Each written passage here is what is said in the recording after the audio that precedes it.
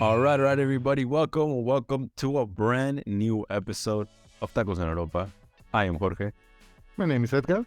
So before we get started, we want to let you guys know that you guys can obviously go follow us on all social media platforms. We're on Facebook, we're on Twitter, we're on YouTube, we're on Reddit, we're on Twitter, we're on TikTok. So just go ahead and give us a follow. Just search at Tacos en Europa in anywhere, and you can find us. You can also listen to this podcast on all the podcast platforms like Spotify, like Google Podcasts, like Apple Podcasts, and obviously on YouTube with visuals and video. So you can see us, you can see my pink wall. You can see Inca's setup over there. It's crazy. I'm not going to tell you what's in there because you guys have to come see it, believe it. Well, all right, man, let's get started. Let's see. It's a little bit of everything. A little bit of everything, man. It's crazy. I love it. But let's get started, man. Let's start with Wolverhampton in England, and we got some news, man. We got some activity. There's actual news. Actual activity. We have Raúl Jimenez, who comes in the 78th minute against Manchester United. I believe they are down 1-0 when he comes into the match. And with only 8 touches, he doesn't really generate a lot. But, United was already kind of, doing their thing. Garnacho came into the game, so he was already, getting up into the speed. And the 2-0 came over, and that's how it happened, I don't think Raúl was in the moment to actually give the Wolves the win or anything like that. Or even the tie. Still, it's good to know that he's alive and he's getting minutes. That's way more than we expected from him at this time in the season. We thought he was going to get maybe a little bit of minutes at home to say goodbye to him, but he's getting these away minutes against a big team. So I don't know. We'll see what happens next week. It's day by day with him. So we'll see what happens. Yeah. Sevilla, again, more news. I don't know what's happening this week, man. It was just been an amazing week. I think all good news for me, actually. But all right, Tecatito versus Real Valladolid. He comes in the 81st minute. But he doesn't just come in. What does he do? He scores a banger of a goal. A Tecatito of a goal. A Tecatito special. And it's just one of those games where we literally thought, he's going to come in at some point. He comes in and you're like, he's going to get a couple minutes, get fresh. He scores a goal. I don't think anybody, not to be mean or anything, but I don't think anybody expected him to score, right now. Nobody expected his first minute in, 9 months to end with a goal. Yeah. And a really nice goal, at least. It was amazing. First of all, the pass that led to it was, a beautiful little backheel pass. And then, he feints the guy. He, sends him to the shadow realm. And then he just scores in his face. It was amazing, man. And other than that, he also... he had a couple of opportunities before. So he was a threat before the goal. Yeah. So, it was an amazing little 9 minutes for him. And obviously a goal. Sevilla wins 3-0. And I believe they're pretty close to something important, right? They are 1 or 2 points away from Conference League. Yeah. So if they keep going with this form, hopefully we see a couple more minutes from Tecatito. I think this warrants, at least the bench coming off the bench. To still be in the bench and then maybe more closing minutes. Yeah. Real Betis, I'm going to hand this one over to you. Andrés Guardado versus Rayo Vallecano. What did you see this week? Today, actually. I saw that Rayo Vallecano can't catch a break on Sevilla. Either against Sevilla or against Betis, because they got their ass kicked again. And Andrés Guardado enters the game on the second half, on the minute or the 45 minutes. Carvalho didn't have a great game, so they say, let's go with the little counter. And in goes Guardado, and he just nails it. Everything he does, he does excellently. He gets 5 defensive action, 5 out of 5 duels, 3 out of 5 long balls, specialty. And in general, he's very effective on defense because he's choosy on how to approach his attackers. He doesn't run against anyone. He just protects his space, lets the rest of his team set up in a way that are beneficial for Betis. Yeah, that's how Guardado looks well, and he has been really decent. He had that bad spell 2-3 weeks ago where he had 2 weeks of really bad games. But it's good to see that this is the form he's going to close the season. I was gonna say I think he learned from those couple of bad games that he had before, because it was just the complete opposite. And like literally the opposite. Before it was like he starts the game, they take him out of 45 because he's playing bad. And now they took the other guy out of 45 because he was playing bad. They put Guardado in and he just balled out. So it was a great game for Guardado, honestly. So far. Yeah, and to be fair, it's also that Betis is coming up in form, you know? Yeah. Like they had a bad spell and they're improving. So it's not only Guardado. So the last game in Spain, we're going to have Espanyol with Cesar Montes against Barcelona. Remember when I said there was no bad news this week? I was just kidding, man. It was a lie. We have a 4-2 loss for Espanyol against Barcelona with 90 minutes from Cesar Montes. Yeah, Cesar Montes didn't have a great game against Barcelona. In general, it's very hard for a team like Espanyol that is fighting relegation to fight against the title holder. And by that moment, they were average champions. And Montes had a really bad game. The three-man setup in the back that Espanyol used did not help. Lewandowski was a pain in the ass for every one of those three center backs, and in general, they just battered them. I mean, Montes had a decent number game, I guess.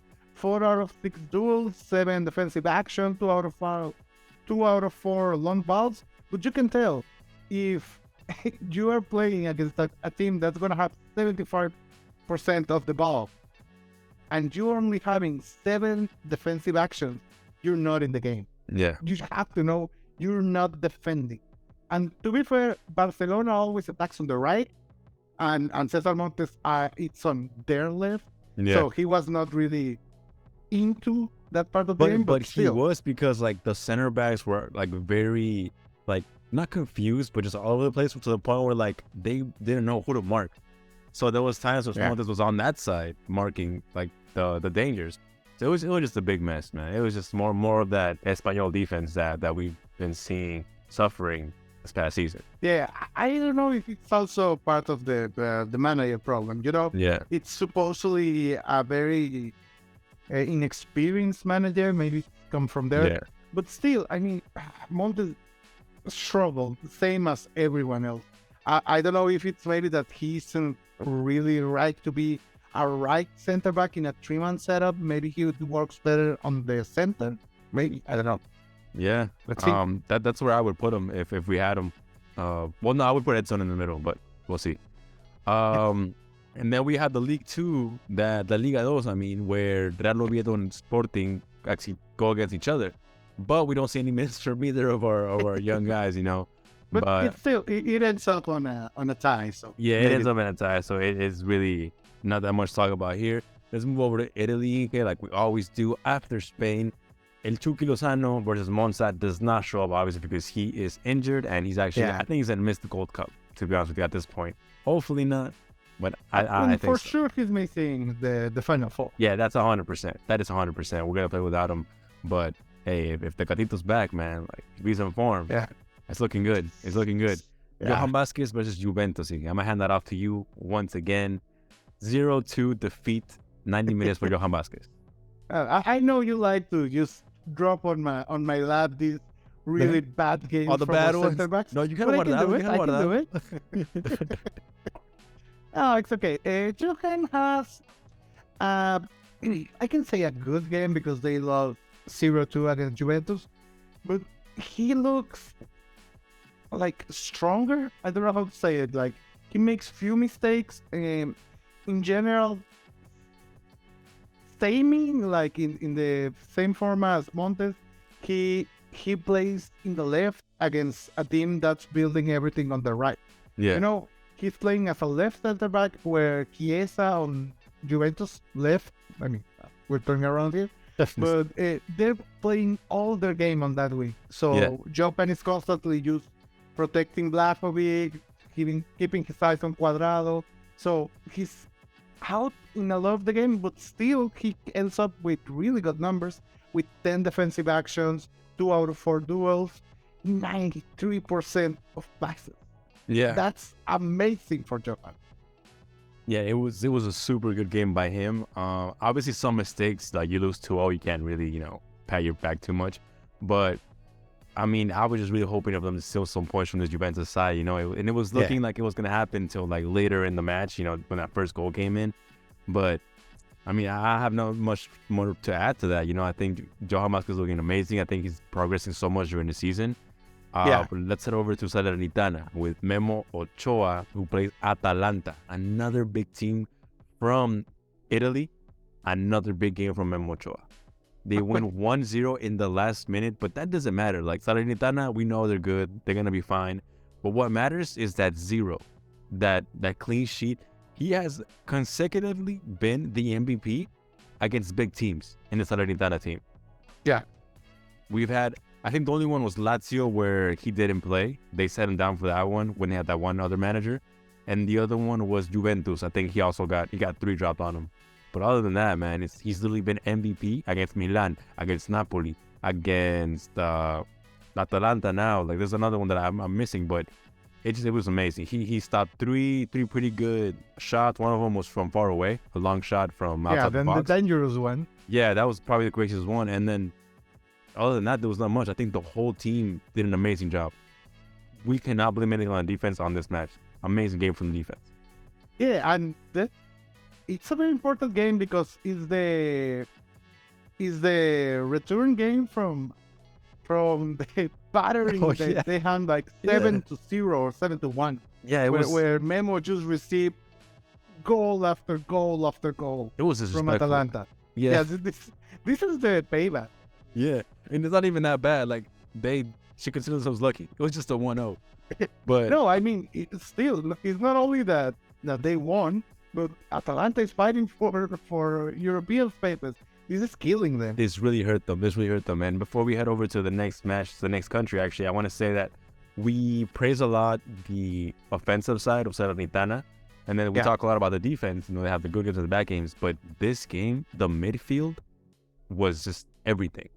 They were literally pressing everything that Atalanta brought to them. They were taking the ball away. Like, they did not let them breathe at all in the midfield. And I think that was a big key. And, like, Memo not having to stop too many things, He only had 3, which is good. Like I said, it's what it is. But it was a lot due to the great midfield work. Yeah, and also, you have to say, Atalanta had a couple of, important injuries. Like, still, it doesn't wash away the victory of Salernitana, but, I mean, you can tell. Yeah. We'll put the little data asterisk, but I don't want you or people to say that I've taken all the good games, EK. So let's go to Netherlands and let's talk about Feyenoord. So I'm gonna hand it off to you. So, what can I say? In the Netherlands, there's a new champion, and has been they use in these last few years, a Mexican has to be there to lift the cup, and by cup I mean a dish. It's special. A plate. They put it on a trunk. It's like a little ritual. They put it on this Hollywood where like Santi was putting it in there. He's putting it away. Yeah, man. We've had, off memory that I checked, it was 07, 09, 07, 08, 09 in a row. And then we had 15, 16, 18, and then 21, 22, 23. Mexicans winning the league. So it's literally been just like all these crazy streaks of us lifting that, man. It's amazing. Yeah, I mean, we have had a lot of Mexican champions there. Even this year we have 2 if you count the cup. Yeah. As another, with Guti as a champion. And I mean, we can talk, and we will talk in another episode about how important GIMENEZ has been for Feyenoord, how good Feyenoord have been. But trying to keep on the game, they played against Go Ahead Eagles. We always make fun of them because they have this amazing name and they're like a mid-table team. But they're decent. They're not Excelsior. They're not the Querétaro from the Netherlands. They don't usually go ahead though. They're usually just Eagles. But, go try. Yeah, they try. Yeah. Try to go ahead, Eagles, something like that. But man, like we get the trophy, we get the dish, and not only that, something else happens in this game, man. Come on, buddy. Yeah, Santi scores his 50th goal of the season. And it's a beauty. 15th. 15th. What? 50th. Like, you got turn him into like prime, like Yeah, I or know. something. He's not Cala. Yeah. 15th of the season, and he's only 2 away from tying that goal scorer of the Eredivisie, who has 17. Yeah, I guess he's from like the middle team, like he's in Utrecht. I don't know where they are in the table. It's not a bad team. Utrecht is like a competitor, but yeah, it's random. But I think if the team really puts their back to it, I think they can help him out with it. I don't know how good he is. 3 games left, I think. Yeah, it's possible. 3 or 2 games. It's doable. Yeah, he needs like a hat trick. He needs a hat trick. Yeah, I mean, still, he plays a great game. In general, Feyenoord is playing amazing football. Yeah, I'm really scared they're gonna lose. I'm really scared they're gonna lose their manager. Yeah, man. I can feel Spurs just looking at the window. Like he's just like breathing. I like ball. I like good ball. Oh my god. But no, man, like it was a great season for them. I hope the coach stays. I hope Santi stays. I hope they both stay together, just without all these other it's interesting, like I said, to see them play with all these other like tools in their system once they get sold off. Aaron is love, man. Like, man, my respect goes out to that guy. I think he can become something special, but stay one more year, man. Don't go just yet. Just one more. Hopefully. It will be very interesting to see him without coach. Yeah. And then we go over to Ajax, who actually don't play. Well, they do play. I mean, they tried. But they play in Groningen away. So they play at Groningen's home. Team that just got relegated. And the league just has this new rule, where if you throw something in the pitch, the match is going to get called off. And they're going to pause it. If you throw it twice, it's going to get canceled. If it hits one of the players, it gets canceled. So surprise, surprise, Groningen is mad that they got relegated, so their fans started throwing stuff to turn the game off. So I think this could have been avoided because everyone knew it was going to happen. But, they still let the fans in, and they're going to have to play it on Tuesday. So when this episode comes out, they're going to be playing this game. So I mean, we can blame Ricardo Pepi, but I mean... Hey, man, you should have scored more. I've never heard this happening on Groningen without him. Hey, I think if you would have scored as much as Santi, maybe they would have had a shot. I mean, he's not that much away, and he's playing for Groningen. But it's not the same. No, like a lot of the season, like he was above Santi. I think he had an amazing season. I think he's not gonna he's not gonna have any trouble finding a new team. No, especially with the fire still, they're gonna have to get away from all these big salaries. Part of the reason why I hate Pepe is because I know he's a good player, and I think we could have used a player like him. Like, now we have Santi. That softened the blow for me, and I don't care about it anymore because now, like, we have Santi, so who cares? But when it happened, I was like, man, this kid, I think he's pretty good. So now, like, it's not a big deal anymore, but that's why it hurts me, because I know he's good, Yeah. But I'm gonna say it. I said it. It is what it is. PSV against Fortuna Sittard, they win 2-1, and Guti just comes in the 84th minute, just closing out the game. Nothing too special. He has 4 touches, though, very efficient 4 touches, with 4 passes, 4 out of 4, so 100%, and 1 key pass. That's pretty much all he did. Nothing to see here. Let's go over to Belgium, okay? Talk about KRC Genk and the deception, the failure, the disappointment. Give me more words. Bottling. The bottling. It made me sad, man. It ruined my day. Yeah. It ruined my day. They screw us up away from another Mexican champion.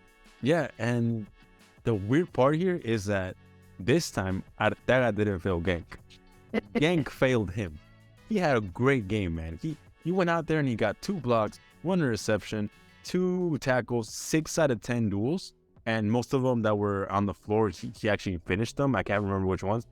And then he had 86% passes, 1 out of 1 cross, and 3 out of 5 long balls. Like, he went out there and he did his thing. He did what he had to. His side of the field was also very covered. He didn't have those like slip ups where like they dribble around him and like he had to go around. Like he was positioned very well. And I don't know, to me, it's like those games where we hope to see Arteaga have, and he finally did it in a loss. So Yes. it's just, oh man, I mean, a 3-0 loss at that. you can tell the game was gonna screw up by the time they sold one action. You know, Yeah. the striker from the last few seasons, he had been great. Yeah, They sold him, and the team that bought him just benched him. I think they thought they had enough They- with like Mike Dresser, which is a hell of a player, man. Mike Dresser is amazing, and then they had that other Moroccan guy. I forgot his name. That other guy. The other Moroccan guy, great player too. He's a young kid, and they were doing great with Onuachu. But then once he leaves, it's just kind of like a little bit of a letdown, a bit of a set off. Munoz had like I think an injury or like a suspension, something like that. So it's just a lot of things happen at the wrong time, and I think it's looking like Genk will not win the league. It's not over yet, but it's not looking very possible here. You get He's not over yet, but yeah. So let's talk about someone that can win a trophy and that did win a trophy. What happened in Greece, man? well, someone won a trophy. No, I mean, we said last week that this week was the final. You know, like as long as Orbelin Pineda and Ike Athens didn't lose, they will win the league. Yep. And they heard, oh, we needed to lose. We better trash both. And trash them they did. Yeah. Because they scored 4 goals on board. They kicked their ass. From the beginning, like I was just getting notifications because I can't see the Greek games, but I would just get notifications on my phone from the tweets. It's like goal. I was like, what is happening, man? Like I really wish I could have seen it. Yeah, and I think Panathinaikos ended like in a draw or something. Yeah. That's the thing that happened. So like they just kept messing up at the end, Panathinaikos. So I don't want to say it was due to Panathinaikos like messing up that they wanted, because AEK Athens did amazing the whole playoffs. Yeah. So And they didn't have to lose, and they didn't lose. The season was great. We said you can't lose, and they didn't lose, and Panathinaikos lost 1. So obviously AEK Athens like deserved it. They got the win, and not only that, but they got it with an amazing goal from Orbelin Pineda, who just gets similar to Tecatito. He just gets at a beautiful pass, and he just kind of kicks it into the net over the goalie. It was amazing. It was an amazing goal. He comes in the 52nd minute, and at the end of the match, we were really like we didn't know what was happening. Why Orbelin was on the bench? yeah, it happened in the last couple of games. It was weird. Yeah, but I mean, we can't argue with Almeida. You know, like He knows what he's doing. It worked.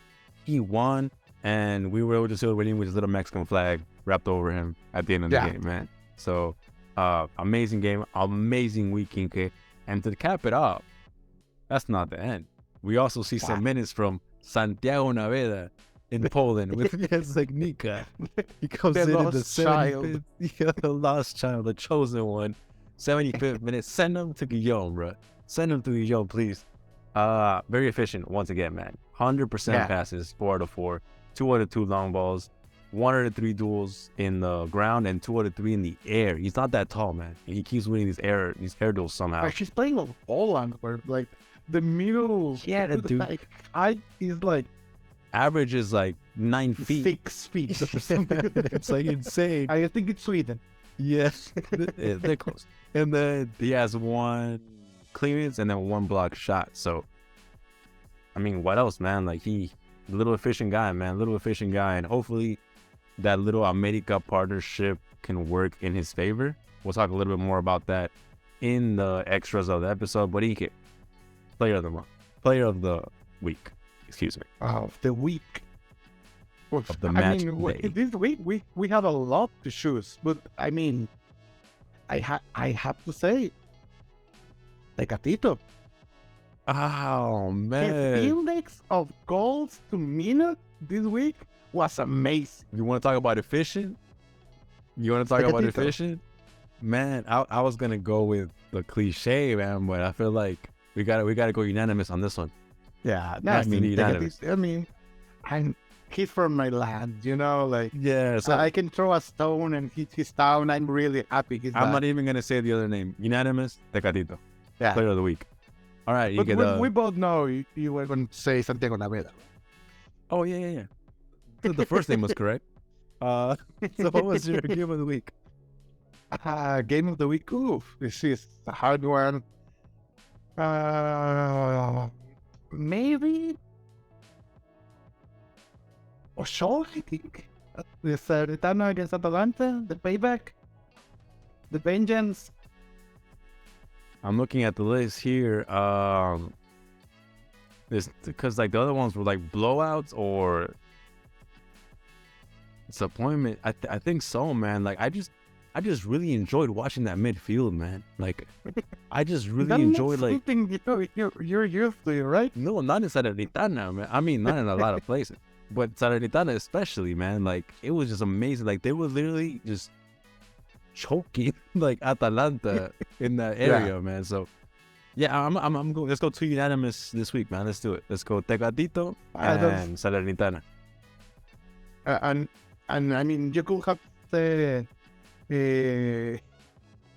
Athens game because I mean, by the end, it seemed like the whole stadium was burning up. I wanted to say one of those, but to be honest, like the other one was a blowout, and it was good to see it, but it was a blowout. And then the Greece one, I couldn't find it online, man. So, but did you saw the pictures? Like the whole stadium burning up with flares. Yeah. Those I saw everything after the fact on Twitter. It was amazing, beautiful. It was great, but yeah. Other than that, let me see what you found this week, man. What kind of news did you see? I mean, on the gossip column, I'm gonna start with like the biggest news this week because it's the most interesting. That Edson Alvarez is being looked after by the big two German teams. Mm-hmm. You know, last week we said there were rumors about Bayern looking at him, and this week they're starting to solidify that both Dortmund and Bayern are looking at him. Yeah. Bayern more of as a backup. Like he's not the player Bayern will want to buy right at first. It's like, oh, I didn't get what I wanted. I'm gonna get it. You know? Yeah.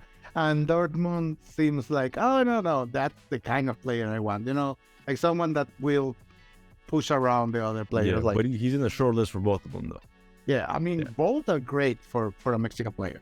Yeah, that'd be good. I think I would obviously prefer Bayern, but I mean, they're both pretty good teams, and if you can go compete in Dortmund, and try to get that. Those are championship. I mean, the Champions League. Going for the title on the Bundesliga and the cups. So I mean, those are very. I mean, how close were they this teams. season, man? How close were they? They're still close. It hasn't ended. Yeah, I'm already counting victory for Bayern, man. Yeah, I mean, we know no one's gonna bottle it, but they still can. Again, Eric Lira, there's like a rumor that Sevilla is looking after him, but not really, but maybe, but not really, but who knows?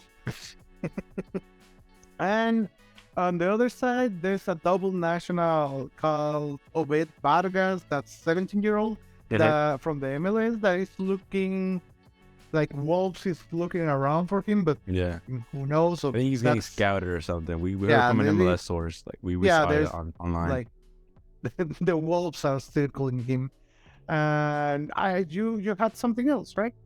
Yeah. So apparently Franco Rosado, 17-year-old from America, is going to be the first one rumored to be the first one to take advantage of that America Sporting cohesion and partnership. And it looks like he's on his way over there to League 2 in Spain. So I think that'd be awesome, and I hope America.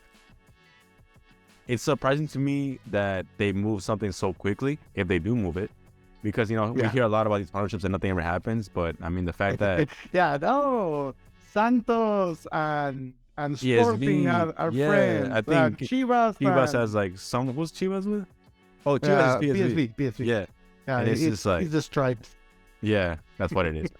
But I think this one's like the quickest turnaround that we've seen. So I mean, props to them and props to Young, man. Hopefully it works out. But I think that's gonna be it for the week. ENG. I want to thank everybody for listening to us and invite you guys one more time to follow us on all social media. Look at us for Tacos in Europa in any platform, and you will find us. Give us a subscribe on YouTube and on your favorite podcast platform, and give us a comment. Let us know what you thought about the episode, and let us know what you guys want us to talk about next week. But all right, guys, we will see you then. Hope you guys have a good week. I am Jorge. My name is Edgar. See you guys next week.